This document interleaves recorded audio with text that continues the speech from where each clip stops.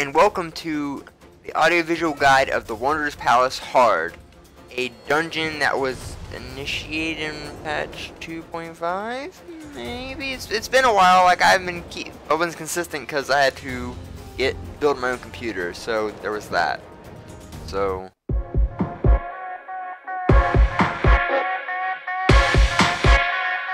the fight, I mean, starts off as basic. It's the same thing as Wanderer's Palace. Nothing's really changed except a few things you'll notice in the video. If you have not attempted Wanderer's Palace yet, and you're viewing this for information purposes, it's essentially the same.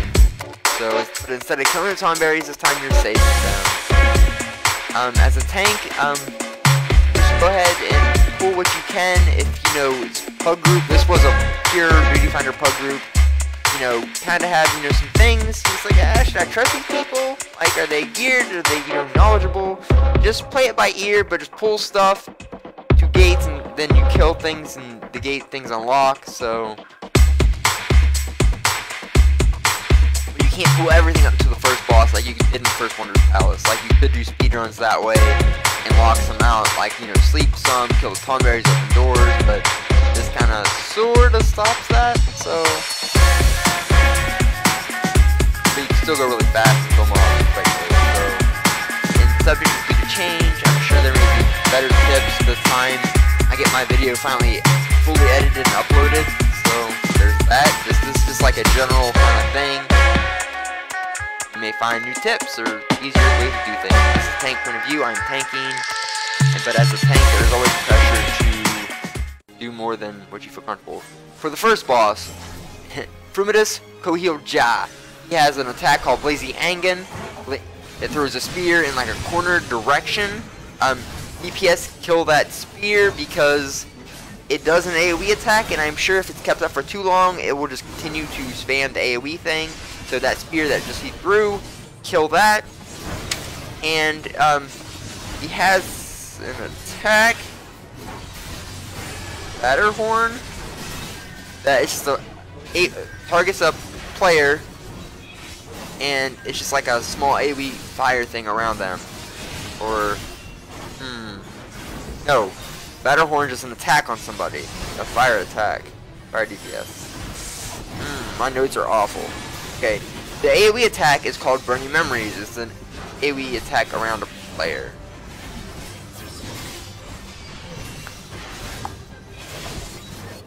The general just tank and spank.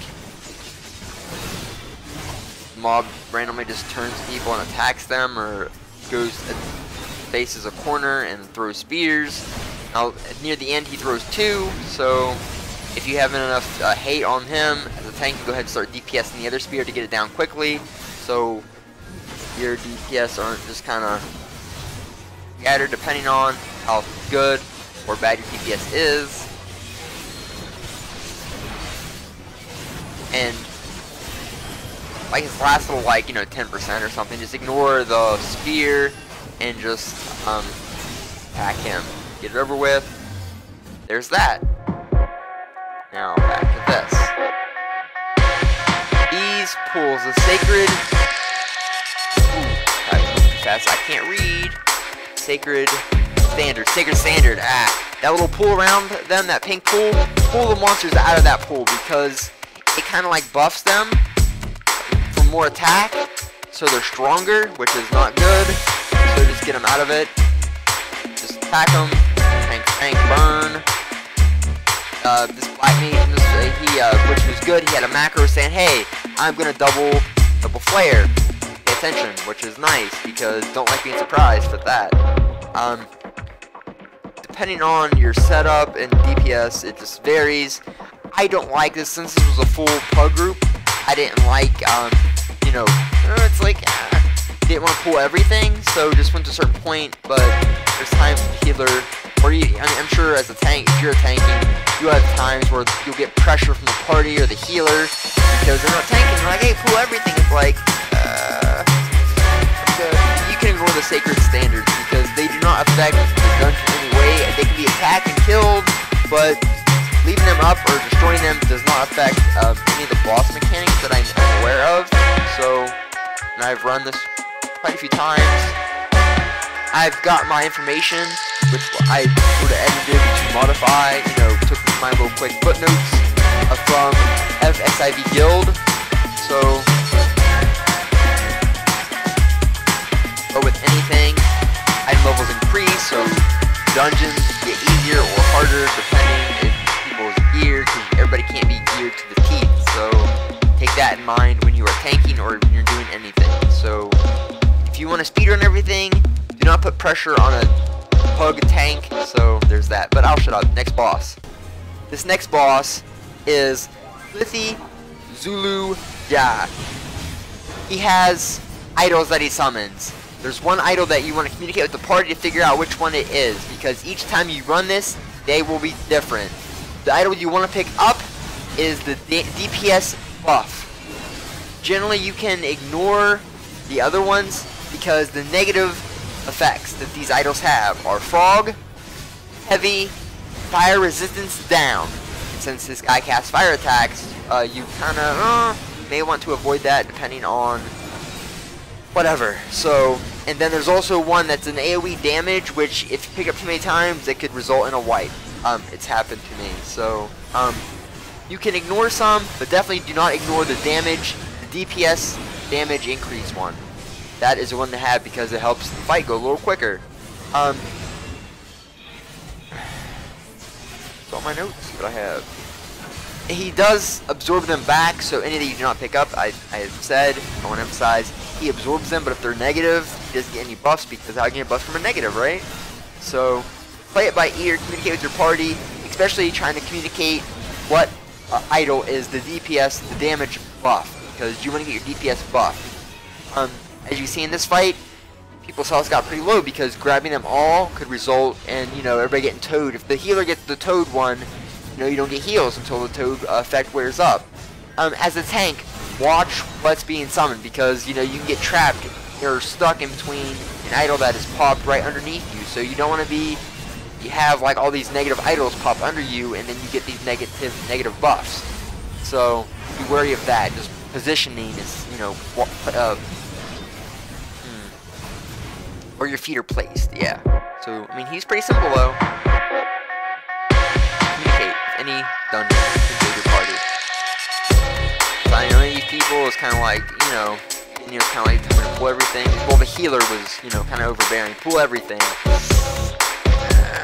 You're not tanking, so. And I don't know you. Okay, and then you go down this little pathway, and then you'll kill 2 more. These guys. I'm gonna call them Google Jaws, but I don't know. Little beastman things, kill them, they drop a key, unlock the cells, unleash the tomberries, grab this chest that's here, it's just potion, whatever, just showing it in the video.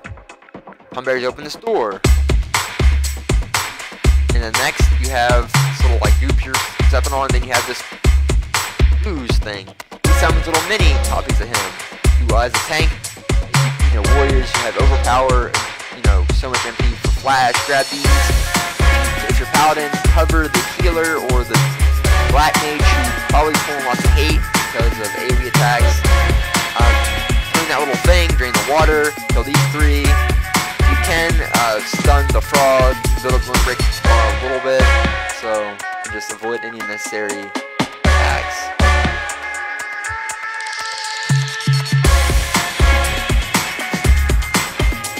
That chest there, the potion thing, I mean, grab it or whatever. There's a thing here, little mechanic, you gotta unlock that, and 2 more mobs before the last boss. You know, mark any if you have any macros made. So if you have, you know, single target DPS, so they know what to attack first or whatever.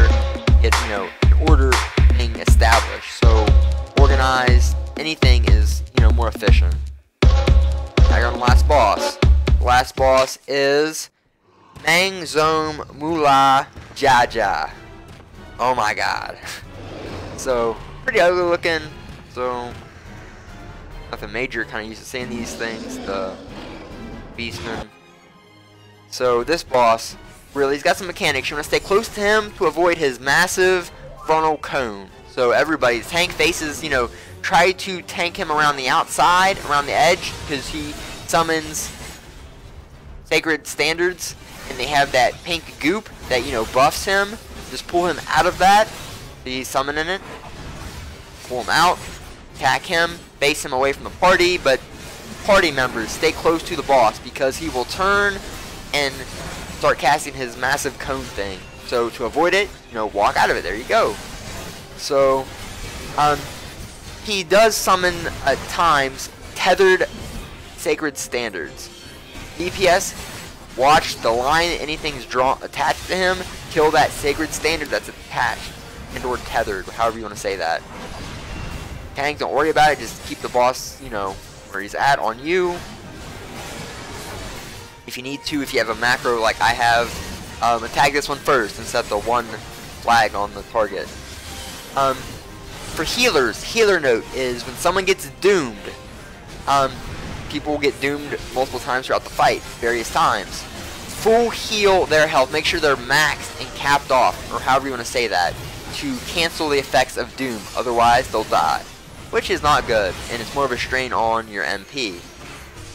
I don't care whether you're a scholar, you know, you're a white mage with, you know, god status, MP, usage, consumption, whatever you want to say. Just, so full heal, people with doom to cancel doom. Near the end, you know, summon another Vogel Jod type ad. You can go ahead and, as a tank, you know, provoke it, mark it, and stuff, pull it out of the goop, the sacred standard goop, to take out that buff, but it can be generally ignored depending on DPS. If your DPS isn't high, you'll want to get that out of the way because it's something else the healer has to worry about healing people on, because it is a caster, so you know how that works as a tank. You have good defense, but you're kind of lacking a little bit in the magic defense. So, I mean, that's all it is really. So, congratulations. And congratulations on your victory of Wonders Palace hard mode. Duty complete. But you gotta watch Tomberries. You don't mess with the Tomberry. Why? Because they will cut you. Good job.